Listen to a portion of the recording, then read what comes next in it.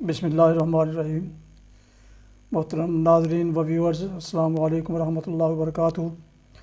امید ہے اللہ تعالیٰ کے فضل و کرم سے خیریت سے ہوں گے۔ اللہ تعالیٰ آپ کو، آپ کے اہل خانہ کو ہمیشہ اپنے حفظ و امان میں رکھے، آمین۔ راہ ہدایت و نجات کے سلسلے کا ولاگ، رسول اللہ صلی اللہ علیہ وسلم کی نماز، قرآن و حدیث کی روشنی میں کا ولاگ آپ کی خدمت میں اپنے یوٹیوب چینل سے پیش کر رہا ہوں۔ اگر آپ نے ابھی تک میرے یوٹیوب چینل کو سبسکرائب نہیں کیا تو پلیز سبسکرائب کر کے، لائک کر کے بیل آئیکن کو ضرور پریس کیجیے گا۔ شروع کرتے ہیں رسول اللہ صلی اللہ علیہ وسلم کی نماز، قرآن و حدیث کی روشنی میں۔ اعوذ باللہ من الشیطان الرجیم، بسم اللہ الرحمن الرحیم۔ ثنا، سبحانک اللہم و بحمدک و تبارک اسمک وتعالی جدک وجل ثناؤک ولا الہ غیرک۔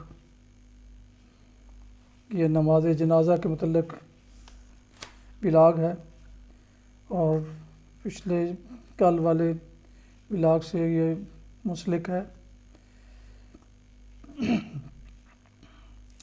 یہ ابھی میں نے ثنا جو پہلی تکبیر کے بعد نماز جنازہ میں پڑھتے ہیں وہ ہے، تو اس کا ترجمہ پیش کرتا ہوں۔ اے اللہ، تو پاک ہے، تمام تعریفیں تیرے لیے ہیں، تیرا نام برکت والا ہے، تیری شان بڑی بلند ہے اور تیری تعریف بہت اونچی ہے، اور تیرے سوا کوئی عبادت کے لائق نہیں۔ درود شریف۔ اللہم صلی علی محمد وعلی آل محمد کما صلیت وسلمت وبارکت ورحمت وترحمت علی ابراہیم وعلی آل ابراہیم انک حمید مجید۔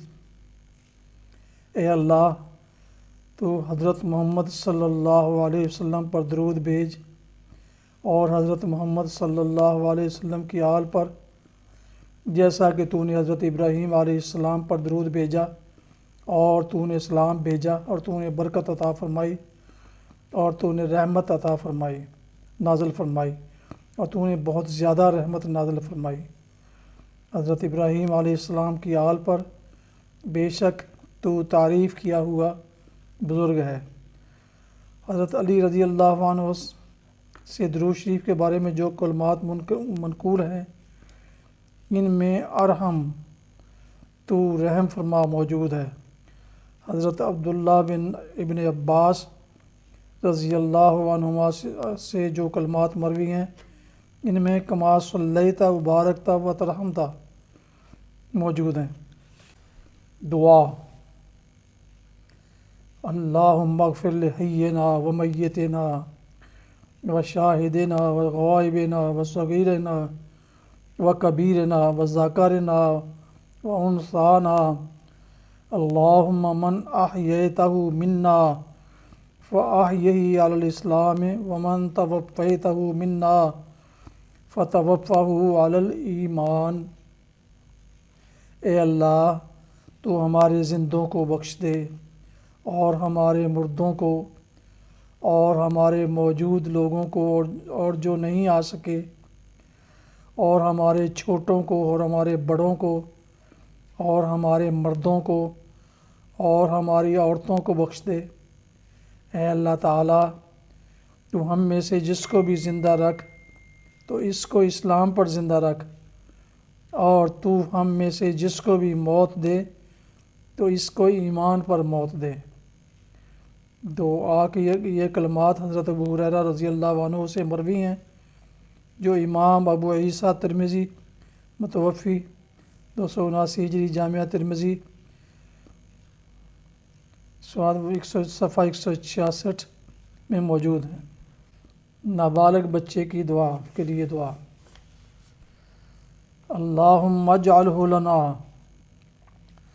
فرطا واجعلہ لنا اجرا وذخرا واجعلہ لنا شافعا ومشفعا۔ اے اللہ تعالیٰ، تو اس بچے کو آگے جا کر ہمارے لیے سامان مغفرت کرنے والا بنا دے، اور تو اس کو ہمارے لیے اجر و ثواب کا سبب بنا دے، اور تو اس کو ہمارے لیے وقت پر کام آنے والا ذخیرہ بنا دے، اور تو اس کو ہمارے لیے ایسا سفارش کرنے والا بنا دے جس کی سفارش قبول ہو جائے۔ نابالغ بچی کی دعا، نابالغ بچی کے جنازے کی دعا۔ اللہم اجعلھا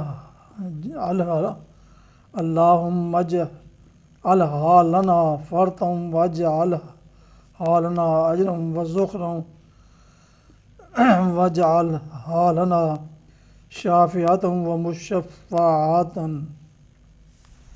اے اللہ تعالیٰ، تو اس بچی کو آگے جا کر ہمارے لیے سامان مغفرت کرنے والی بنا دے، اور تو اس کو ہمارے لیے اجر و ثواب کا سبب بنا دے، اور تو اس کو ہمارے لیے وقت پر کام آنے والی ذخیرہ بنا دے، اور تو اس کو ہمارے لیے ایسی سفارش کرنے والی بنا دے جس کی سفارش قبول ہو جائے۔ کچھ ضروری مسائل۔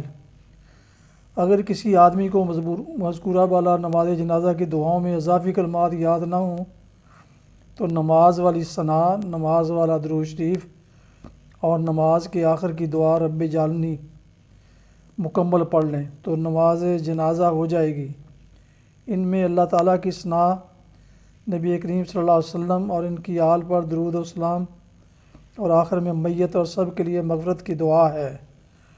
بخشش کی جتنی مذکورہ دعائیں یاد ہوں وہ سب نماز جنازہ میں پڑھ لی جائیں تو مفید ہیں۔ شوہر اپنی بیوی کے جنازے کو کندھا دے سکتا ہے، قبر میں اتار سکتا ہے، منہ بھی دیکھ سکتا ہے۔ اسی طرح عورت اپنے شوہر کو غسل دے سکتی ہے۔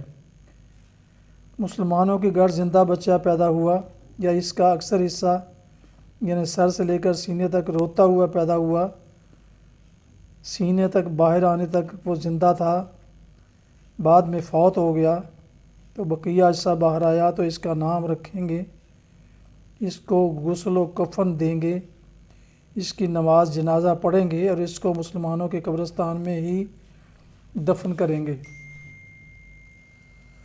اگر بچہ مردہ پیدا ہوا یعنی وہ ماں کے پیٹ میں ہی فوت ہو چکا تھا تو اس کو ویسے ہی کپڑے میں لپیٹ کر مسلمانوں کے قبرستان میں دفن کر دیا جائے گا، کیونکہ وہ مسلمانوں کا بچہ ہے، اس کا نام رکھا جائے گا، وہ قیامت کے دن نام لے کر اٹھایا جائے گا، اور صرف اس کا جنازہ نہیں ہوگا۔ اگر چند جنازے جمع ہو جائیں تو ان کو ایک کے پاؤں کی طرف دوسرے کا سر کر کے نماز کی طرح صف بنائیں، یا سب جنازوں کا سینہ امام کے سامنے رکھیں اور وہ ایک ساتھ ہی سب کا جنازہ پڑھا دے۔ ان میں خواتین اور مردوں کی کوئی تفریق نہیں ہے۔ مردوں کا کفن۔ مردوں کے کفن کے صرف 3 کپڑے سنت ہیں، یعنی 1 لفافہ، نمبر 2 ازار، نمبر 3 قمیص یعنی کفنی۔ لفافہ یعنی چادر کی مقدار یہ ہے کہ میت کے قد سے اس قدر زیادہ ہو کہ دونوں طرف سے باندھ سکیں۔ ازار یعنی تہبند چوٹی سے قدم تک، لفافہ سے تھوڑی چھوٹی ہو۔ قمیض جس کو کفنی کہتے ہیں گردن سے گھٹنوں کے نیچے تک ہو، آگے اور پیچھے دونوں طرف سے برابر ہو۔ مرد کی کفنی مونڈے پر سے چیریں۔ حضرت عبداللہ ابن عباس رضی اللہ عنہما بیان کرتے ہیں کہ رسول اللہ صلی اللہ علیہ وسلم کو 3 کپڑوں میں کفن دیا گیا، 2 چادریں خلا اور وہ قمیص جس میں آپ صلی اللہ علیہ وسلم کا وصال ہوا۔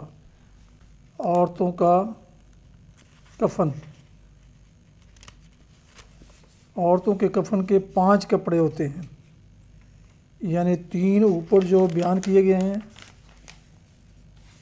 عورت کی کفنی سینے کی طرف سے چیریں، اور ایک سینہ بند جو پستان سے ناف تک یا بہتر ہے کہ ران تک ہو، اور ایک اوڑھنی ہوتی ہے جو کم از کم 1.5 گز کے برابر ہو۔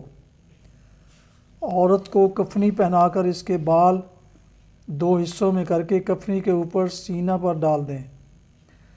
مسلمان خواتین کو صرف ان مذکورہ کپڑوں میں دیا جاتا ہے۔ کفن میں کوئی پاجامہ وغیرہ نہیں ہوتا۔ اگر یہ 5 کپڑے میسر نہ ہوں تو جو کفن میسر ہو وہ بھی درست ہے۔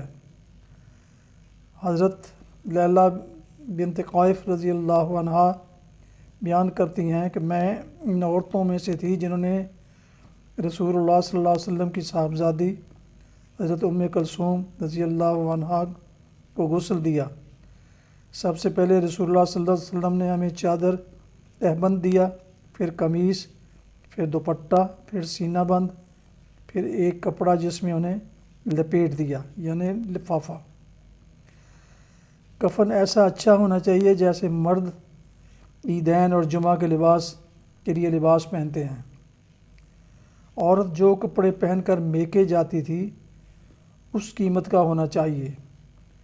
حدیث شریف میں ہے، مردوں کو اچھا کفن دو کہ وہ باہم ملاقات کرتے اور اچھے کفن پر فخر کرتے اور خوش ہوتے ہیں۔ سفید کفن بہتر ہے۔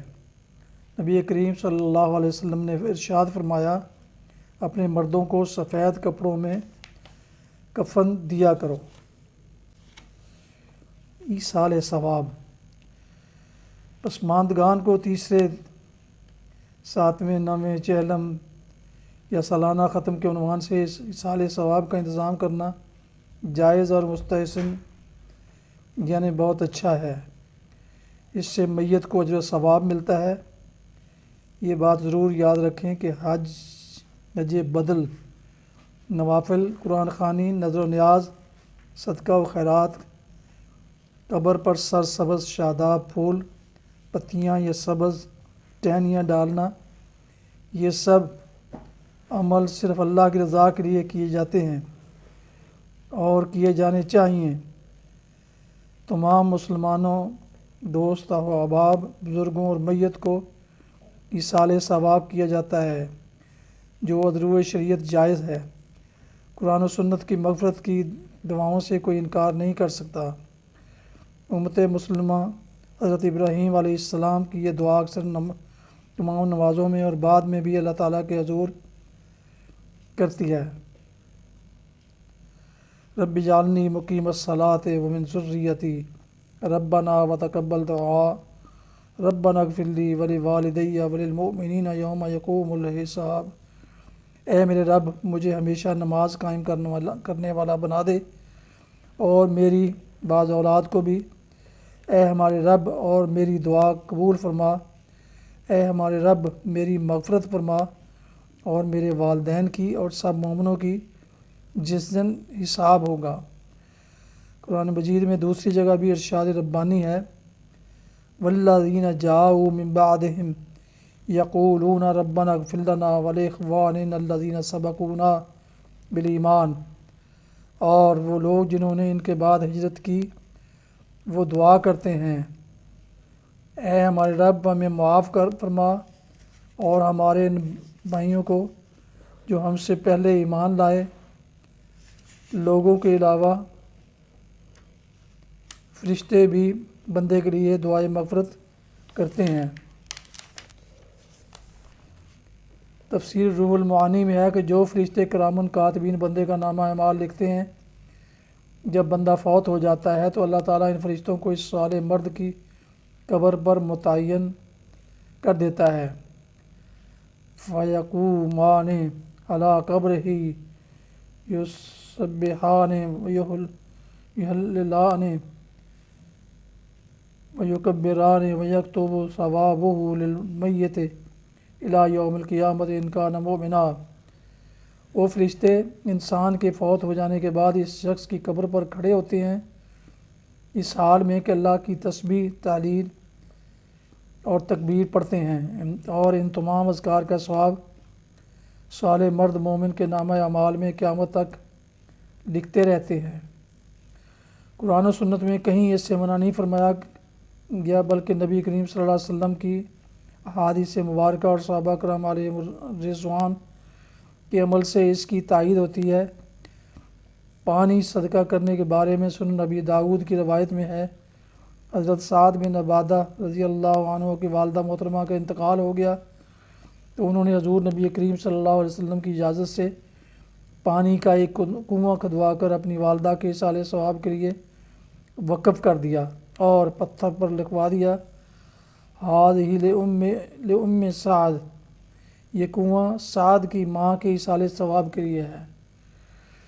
قرآن خوانی کے بارے میں حضرت علی رضی اللہ عنہ کا قول ہے کہ جو شخص قبرستان سے گزرے اور 11 مرتبہ سورہ اخلاص پڑھ کر اس کا ثواب مرحومین کو بخش دے تو اس قبرستان کے مرحومین کی تعداد کے برابر اس شخص کو اجر ملے گا۔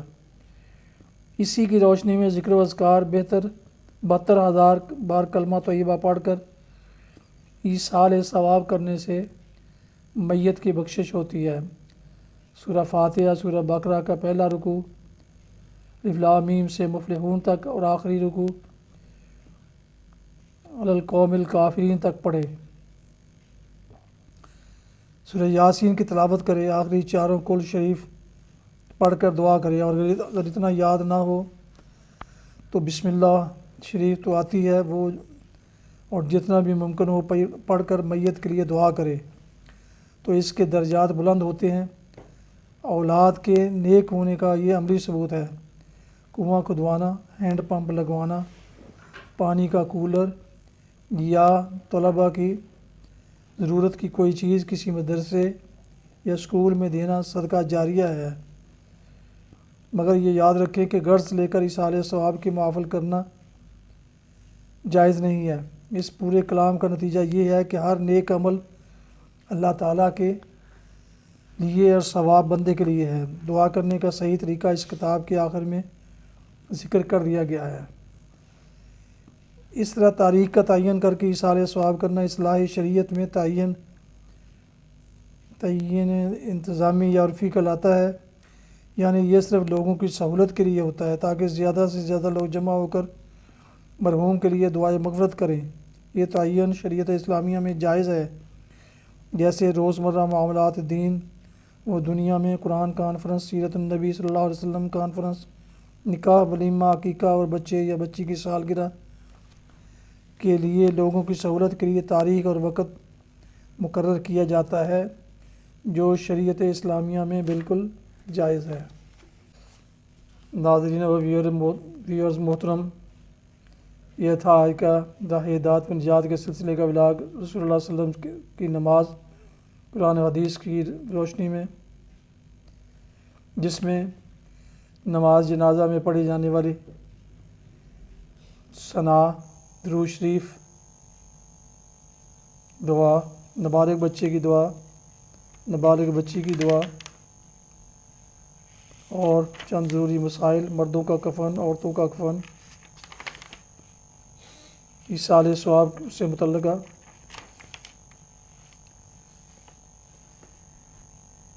چند مسائل آپ کی خدمت میں پیش کیے گئے۔ ولاگ ختم کرنے سے پہلے ایک دفعہ پھر آپ سے گزارش ہے کہ اگر آپ نے ابھی تک میرے یوٹیوب چینل کو سبسکرائب نہیں کیا تو پلیز سبسکرائب کر کے لائک کر کے بیل آئیکن کو ضرور پریس کر دیجیے گا، تاکہ آنے والے ایسے روحانی اور قرآنی ولاگ جو سراسر باعث خیر، باعث برکت اور باعث ثواب ہیں وہ آپ تک اور دوستوں تک باقاعدہ پہنچتے رہیں۔ اللہ تعالی ہمیں عمل کرنے کی توفیق عطا فرمائے، آمین۔ اللہ تعالیٰ آپ کو، آپ کے اہل خانہ کو ہمیشہ اپنے حفظ و امان میں رکھے، آمین۔ اپنا بہت خیال رکھیے گا، اپنی دعاؤں میں پاک وطن، والدین، آباء و اجداد، دوست و احباب کے علاوہ اس ناچیز کو بھی ان میں شامل فرمائیں تو انتہائی شکر گزار ہوں گا۔ ختم کرتے ہیں اس دعا کے ساتھ کہ آپ اور آپ کے اہل خانہ سلامت رہیں، خوش رہیں، شاد باد رہیں، آمین۔ السلام علیکم ورحمۃ اللہ وبرکاتہ۔ پاکستان زندہ باد۔ اللہ حافظ۔